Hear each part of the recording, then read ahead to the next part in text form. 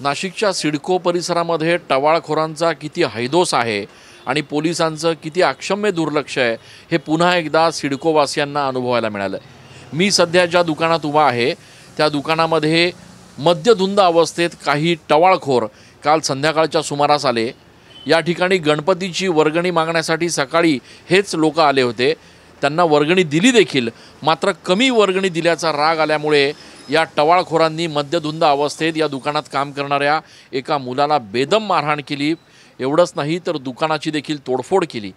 गेल्या काही दिवसांपासून सिडको परिसरामध्ये अशा पद्धतीनं टवाळखोरांकडून मद्यधुंद अवस्थेत अक्षरशः हैदोस घातला जातोय। मात्र पोलीस प्रशासन नेमकं काय करतंय असा प्रश्न उपस्थित होतोय। इथले रहिवासी आहेत अजिंक्य गीते। अजिंक्य, काय प्रकार आहे सगळा, काय परिस्थिती आहे सिडकोमध्ये सध्या?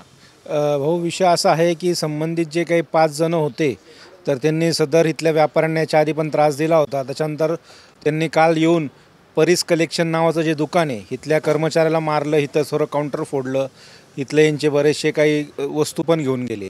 याच्यानंतर ते इथून गेले, त्यांनी शिवाजी चौकामध्ये अजून एक दुकान फोडलं, तिथं गाड्या फोडल्या। तर आणि याच्यामध्ये पोलीस प्रशासन आलं, त्यांनी संबंधित पुरं पण उचललं, त्यांच्यावर कारवाई पण केली।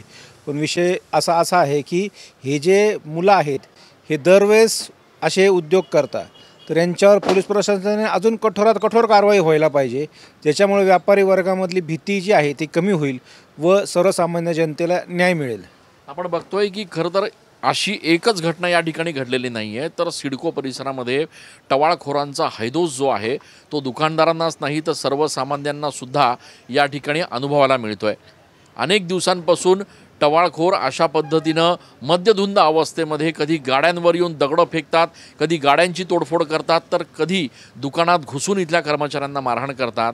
मग प्रश्न असा उपस्थित होतो की पोलीस प्रशासन नेमकं करतंय काय?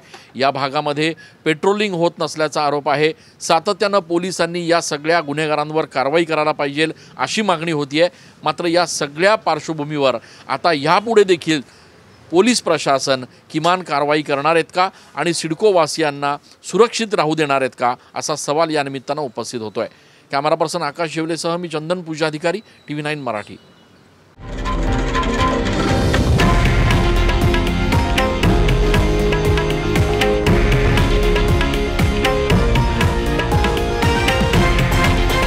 हे आहे देशातील नंबर 1 न्यूज नेटवर्क आणि आपण पाहत आहात TV9 मराठी, एकमेव।